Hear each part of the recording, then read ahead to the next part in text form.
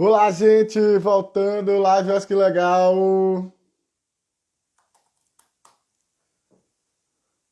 Olá, olá, olá, retomando, problemas técnicos aqui, caímos na nossa live, mas estamos de volta.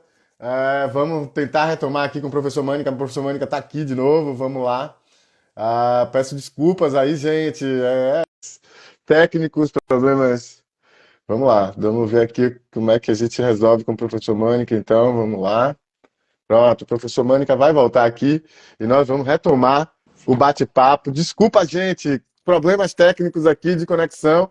Eu demorei um pouquinho porque eu salvei a primeira parte da live, tá? Já aí disponível no nosso Instagram, tá certo? Para não perder a informação, é super importante isso, a gente não perder aqui a, né, tudo que o professor Mânica estava conversando com a gente e retomar agora, então, aqui vamos chamar de parte 2, então, aqui da nossa live. Esperar aí, espero que todo mundo possa retornar aí. É sempre uma causa esse estranhamento aí quando a gente some de vez, mas enfim, faltou aqui, a internet caiu, a gente está retomando. Professor, peço desculpa, tá bom? Imagine, acontece, tecnologia é isso. E só concluindo então, Lucas, a gente Por vinha favor. falando, né? A última questão era sobre o rompimento da dicotomia público-privado, por parte das entidades do terceiro setor. E a natureza das entidades é buscar adotar a legislação civilística, né, em que tudo que não é proibido é permitido e ter uma esfera mais ampla de liberdade de atuação. Enquanto os órgãos de controle, o próprio poder público, tendem a interpretar as lacunas da legislação do terceiro setor com base no princípio da vinculação que marca o próprio direito público, que é tudo que não for expressamente permitido é proibido. Então a gente tem que ter cuidado, especialmente nesse momento histórico em que há uma proliferação bastante grande das organizações sociais no setor de saúde, que municípios especialmente tenham um máximo cuidado na estruturação e no acompanhamento das suas parcerias. Porque muitas vezes, na inexistência de uma regra específica restritiva, acaba se adotando uma conduta mais aberta, mais elástica, e depois o órgão de controle vem fazer esse questionamento. Eu tenho viajado aí o Brasil inteiro, vários lugares, enchendo a agenda aqui com esse treinamento, né? Um treinamento para municípios acerca, especialmente, né, o tema que eu mais tenho trabalhado é contratos de gestão no setor de saúde, com todos os cuidados, desde a estruturação, decisão de celebrar parceria, estudo de viabilidade e economicidade, elaboração do edital de chamamento público, qualificação,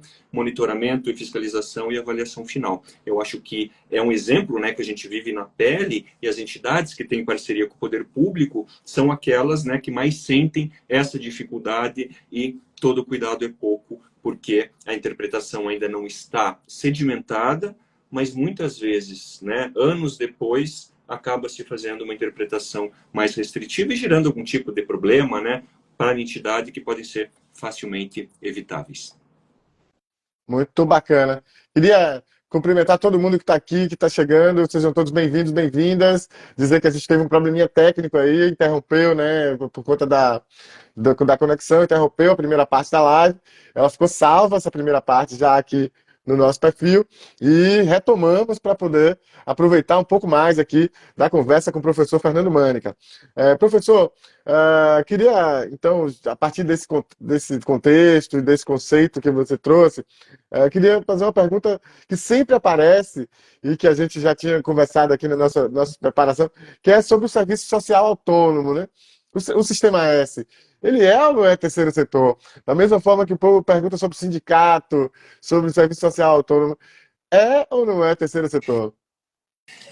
A gente tem que fazer aqui uma diferença, Lucas, entre os serviços sociais autônomos Sistema S, né, os propriamente ditos, os originários, e os serviços sociais autônomos impróprios. Então, a partir da década de 90, especialmente, aqui no Paraná, né, eu moro em Curitiba, a gente acabou sendo pioneiro nisso, foram criados, e têm sido criados ainda, alguns serviços sociais autônomos impróprios, que são Paraná Educação, Paraná Cidade, Paraná Previdência, Viagem Paraná, Palco Paraná, enfim, uma série de entidades. A gente tem outros exemplos, Invest de São Paulo, outros exemplos na União também, que são entidades criadas por lei, com indicação do seu corpo diretivo a cargo do chefe do Poder Executivo, mas com regime de direito privado, reconhecido pelo Supremo Tribunal Federal. Então, são entidades que, de acordo com a sua essência, são estatais, mas que o Supremo Tribunal Federal reconheceu, numa decisão, né, o precedente do Paraná Educação, aqui do nosso estado, que são entidades privadas. Então, essas entidades são terceiro setor? Não. Por quê? Porque elas foram criadas pelo Estado por meio de lei. Elas não têm aquela característica do terceiro setor, que é a voluntariedade, o surgimento no âmbito, né, no seio da própria sociedade civil organizada.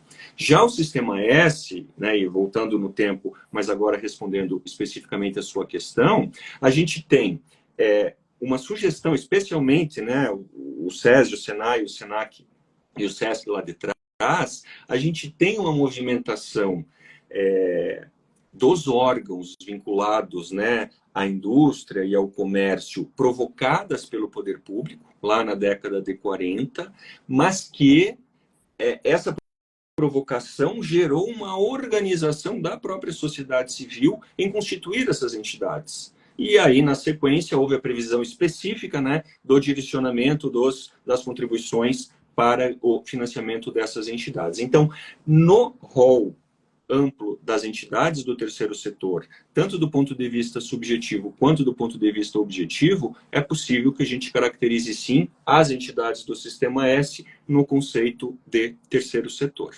Lógico, com algumas peculiaridades, especial, e a mais importante delas, né, o financiamento por meio das contribuições, mas com uma finalidade que é social e com uma natureza, uma origem que decorre da voluntariedade.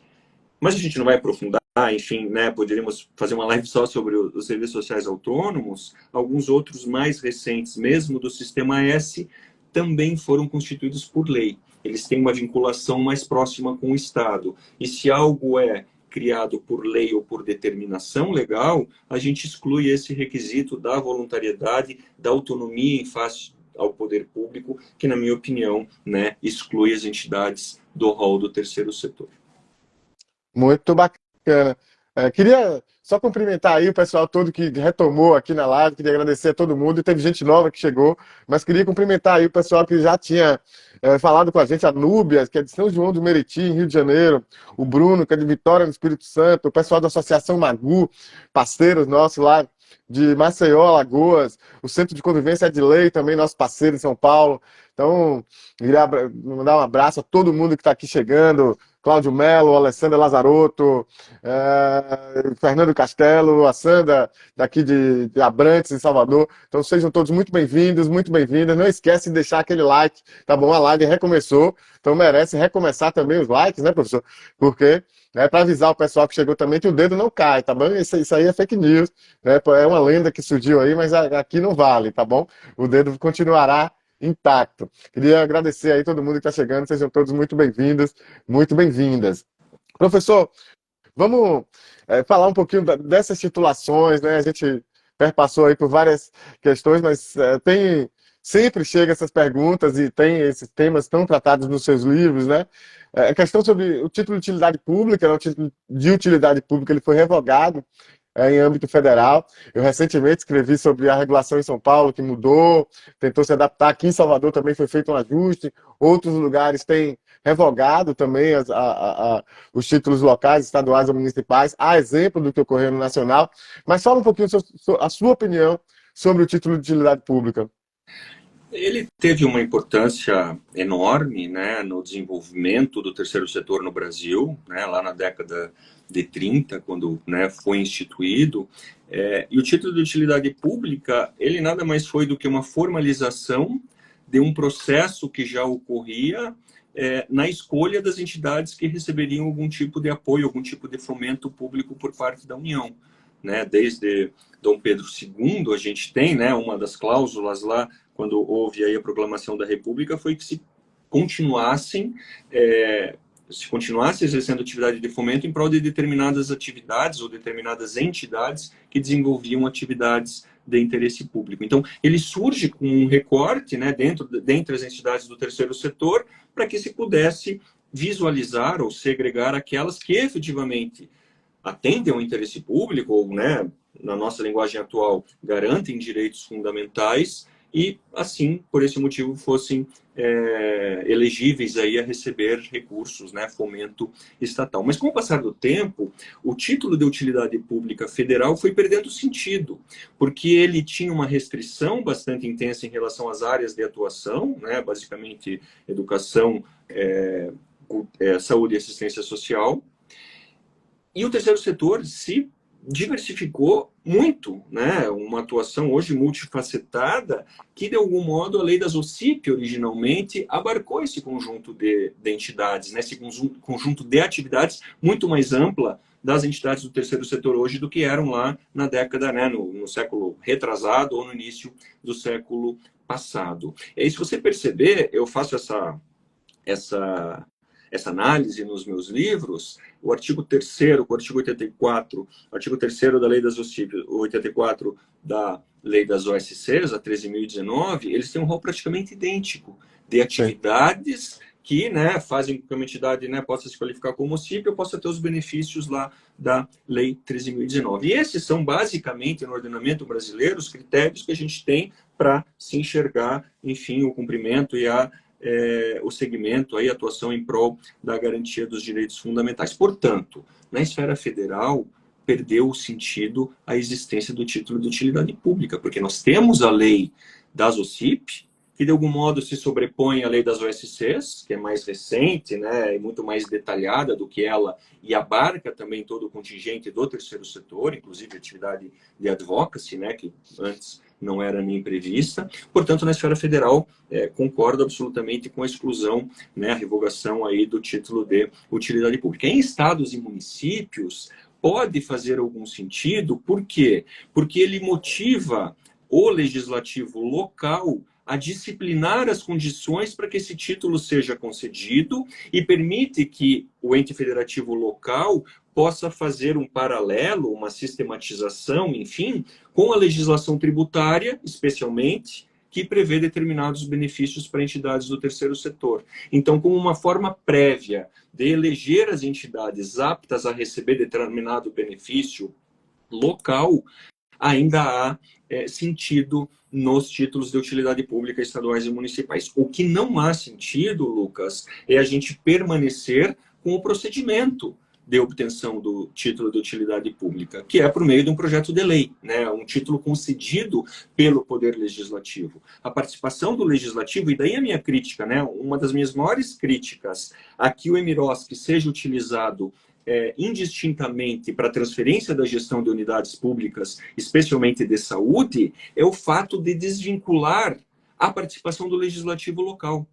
Eu acho que o legislativo tem, pelo menos, de ter uma lei, uma discussão local acerca dessa possibilidade e delimitar parâmetros, requisitos, etc., para o repasse de estruturas públicas para as entidades do terceiro setor. E esse raciocínio eu replico no caso da utilidade pública. Ou seja, é interessante que haja essa discussão no determinado estado, no determinado município, mas que essa discussão seja feita numa lei geral, a respeito do título, e o procedimento seja definido nessa lei, mas tramite perante o Poder Executivo e não pelo Poder Legislativo. Senão a gente vai, né, vivenciar aí, e não se chega a tanto, mas veja que isso existe ainda no país, Lucas, você deve conhecer vários exemplos de parcerias, inclusive pela 13.019, em que há uma determinação local, uma previsão em lei local que exige que cada parceria tenha de ser aprovada previamente pelo Poder Legislativo. Né, a gente viola a separação dos poderes aí. Então, o prisma da separação dos poderes, na minha opinião, tem que ser respeitado, e aí 90% das leis têm de ser alteradas. Na União não faz sentido nenhum, em estados e municípios faz sentido justamente para envolver o legislativo local, aí sim na lei local, mas com critérios que prevejam que a outorga do título seja concedida e retirada pelo próprio Poder Executivo. Professor, geralmente a gente para por aqui, para mais ou menos às 19 horas. Como a gente teve um cortezinho aí por conta da queda da internet e tal. Eu vou lhe pedir aí, encarecidamente, essa compreensão para a gente até passar um pouquinho aqui, 5, 10 minutos. Sei que o seu tempo é precioso, também você tem que, né, já de noite, tem que estar com a sua família, dar atenção. Mas vou pedir esses 5, 10 minutinhos para a gente compensar ali aquele ponto, até porque tem três questões que a gente tinha discutido aqui previamente, que eu acho que são fundamentais para a gente até completar esse ciclo aí do seu raciocínio com relação os formatos ou as titulações das organizações. E aí, você citou especialmente já na sua apresentação e aqui na live anterior, a questão das OS e também perpassou aí pela questão das OCIPs. Eu vou fazer uma pergunta só, diante, né, do adiantado aqui da hora, mas assim, ainda é importante o título de OCIP. Eu tenho uma opinião de que realmente a OCIP ficou ultrapassada diante do marco regulatório, enfim, mas quero te ouvir nisso aí. E quero que você fale um pouco, a gente já sabe que você é um entusiasta desse modelo de OS, vem trabalhando nesse sentido, né? Claro, podem ter críticas e tudo, mas há um modelo a ser desenvolvido e proposto, enfim. E como você vê o crescimento desse modelo das organizações sociais?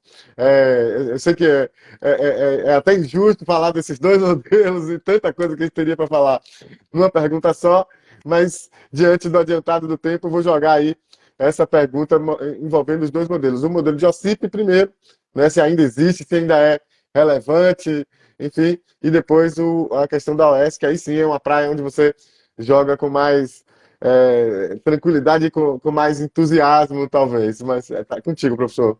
Vamos lá, claro, vamos ficar mais um pouco assim, uma satisfação, uma honra. A lei das OCIPs, lá de 99, ela surgiu com um objetivo claro, né? Um objetivo exposto, né, apresentado, que era o seguinte: acabar com os convênios, ou seja, substituir os convênios pelos termos de parceria. E também, né, havia um outro objetivo, que era substituir também os SEBAS.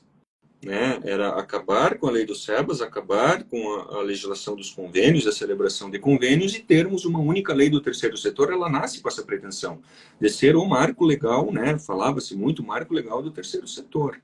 Acontece que isso não foi possível, porque os convênios estavam muito, e ainda estão, né, arraigados na nossa cultura jurídica, cultura administrativa, organizacional, especialmente do SUS. Então, os convênios foram mantidos, pouco mudou. E os SEBAS, né, no momento lá atrás que teve alguns escândalos, aqueles problemas todos com a questão orçamentária, com entidades fantasmas e etc., mas houve algumas adaptações, evoluções do modelo lá da concessão dos SEBAS, e eles também foram mantidos.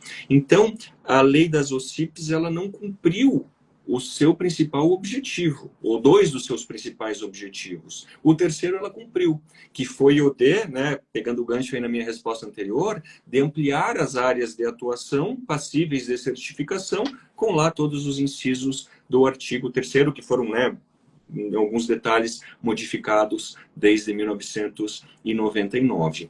Então, a lei das OCIPs, ela surge com esses três objetivos, cumpre um deles, e é uma lei que acabou não pegando. Né, em relação ao número de parcerias celebradas, é muito menor do que né, os modelos de parceria por convênio. E, além disso, o grande problema, na minha leitura, Lucas, é que, por se tratar de uma lei federal, que não trata minuciosamente de todos os temas, que prevê uma certificação que pode ser obtida por entidade que atua em várias áreas, né, pelo rol, que é uma ampliação desse rol. E por ter predominado uma interpretação de que, na falta de vedação legal expressa, pode-se fazer aquilo que não está vedado, houve uma série de entidades, uma série de entes públicos que foram penalizados pelos órgãos de controle, alguns deles por má fé, má vontade e corrupção. Lógico que houve, a gente, né, acompanhou alguns casos. Mas muito mais, Lucas, por descuido, por desrespeito a normas que não eram expressas, mas que depois acabaram sendo chanceladas ou, né, entendidas como aplicáveis ao caso. E em 2014, quando surge a lei das OSCs, ela vem com o mesmo objetivo. né, com o mesmo objetivo, de ser o marco regulatório das organizações da sociedade civil, alcançar o universo das 800, né, OSCs existentes no Brasil, algo em torno disso, e substituir tanto os convênios quanto a própria lei das OCIPs.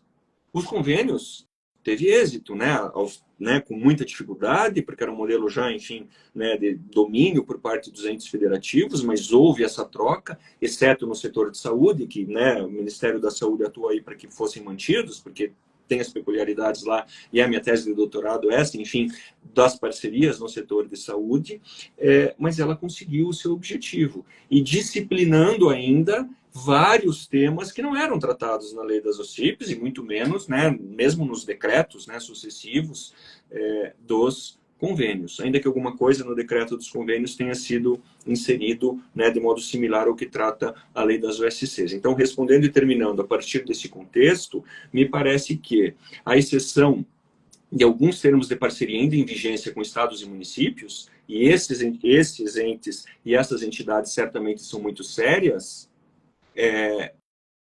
o modelo tende a acabar. E além também de algumas experiências positivas em andamento no governo federal.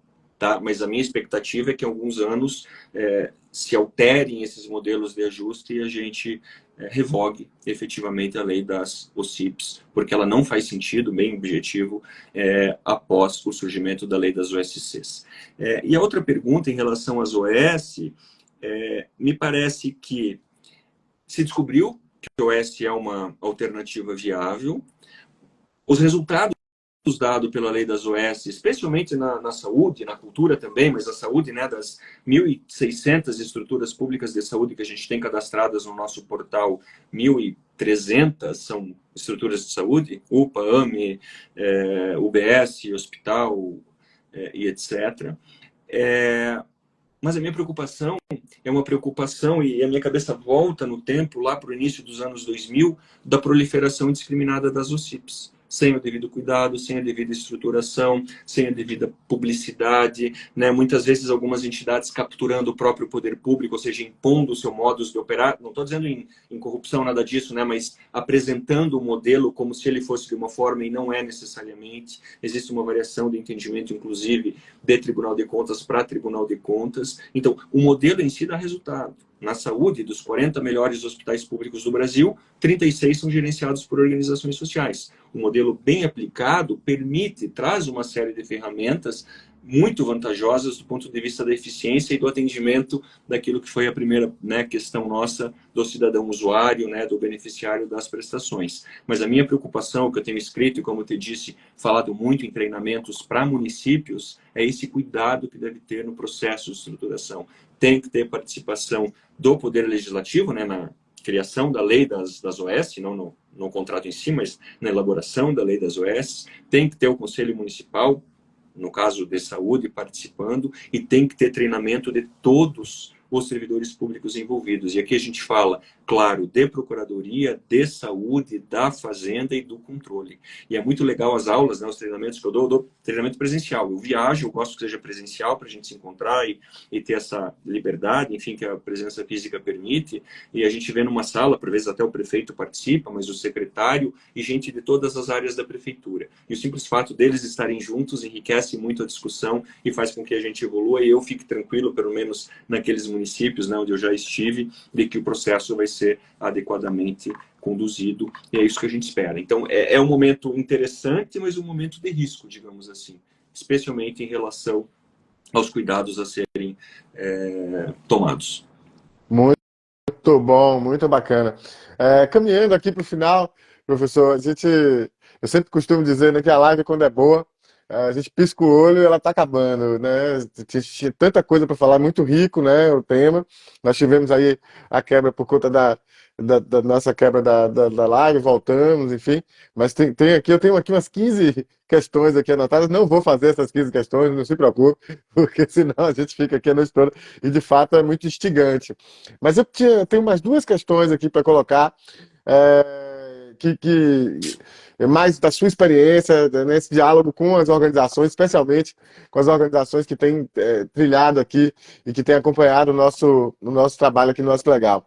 Primeiro, é um que a gente tinha falado, que assim, qual é o principal desafio para as entidades do terceiro setor nos próximos anos? Assim, era uma conversa que a gente teve anterior.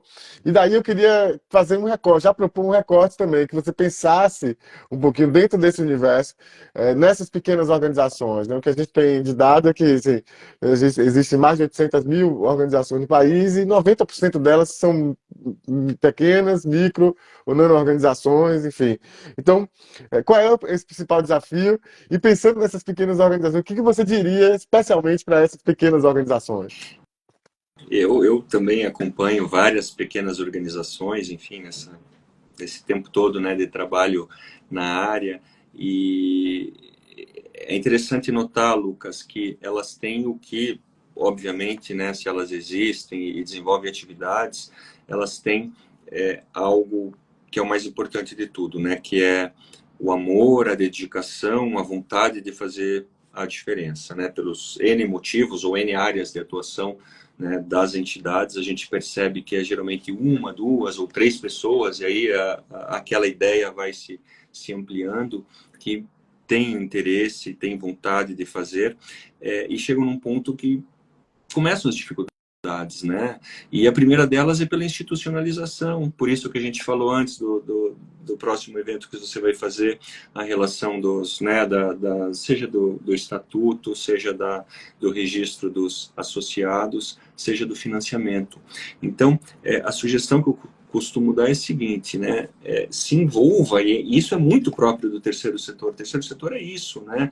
Se envolva, conheça, se relacione com outras entidades, porque a gente percebe isso também, né? Quem faz algo e já trilhou determinados passos, em regra, tem uma enorme satisfação em ajudar os outros que estão no início desse caminho. Perfeito. Sejam professores, sejam advogados, né, profissionais, sejam pessoas que, né, estão trabalhando naquela área, seja, né, em prol de determinados pacientes de uma doença, em prol de, enfim, pessoas que atuam na, sei lá, educação, cultura, assistência. Eu acho que a formação de redes, né, locais e globais, agora com a internet, né, ou nacionais, enfim, com pessoas de todos os lados, isso importa muito e pode facilitar muito o caminho. Porque o mais importante, essas entidades, eu percebo que já tem e só existem por isso, né, pela garra, pela dedicação de pessoas voltadas aí a essa finalidade. E o outro desafio que eu respondo com a mesma orientação, a mesma opinião, Lucas,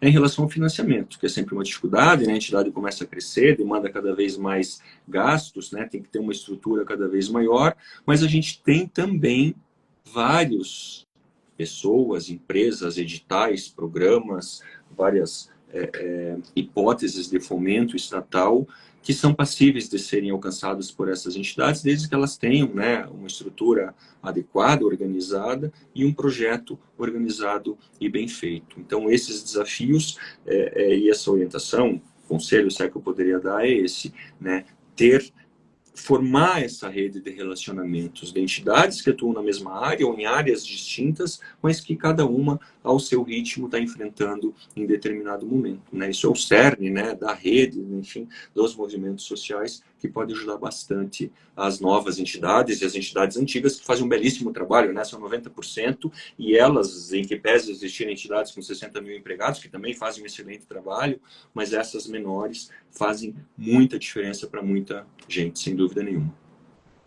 Muito bom! Queria aproveitar aqui para convidar, então, a gente está caminhando aqui para o nosso final. Queria convidar todo mundo para acessar lá o nosso texto que está disponível no nosso site, enfim, no nosso blog, Associação, como registrar a entrada de associados e associadas. Então, um texto muito pragmático, muito prático, preocupado com esse registro, com esse controle que se precisa ter no quadro associativo. Então, a gente está dando ali um toque para as organizações poderem fazer esse registro.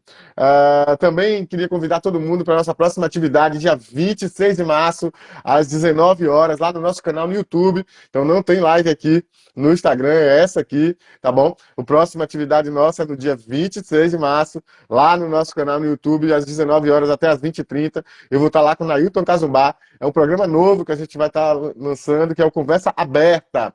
A gente vai receber perguntas de todo mundo. Quem tiver dúvida sobre estatuto de associação, mande para a gente, que nós vamos responder lá. Eu e Nailton vamos compilar essas perguntas todas e vamos responder cada uma delas. Eu vou ter esse olhar mais jurídico, Nailton vai trazer esse olhar da contabilidade, né, da referência contábil que ele é.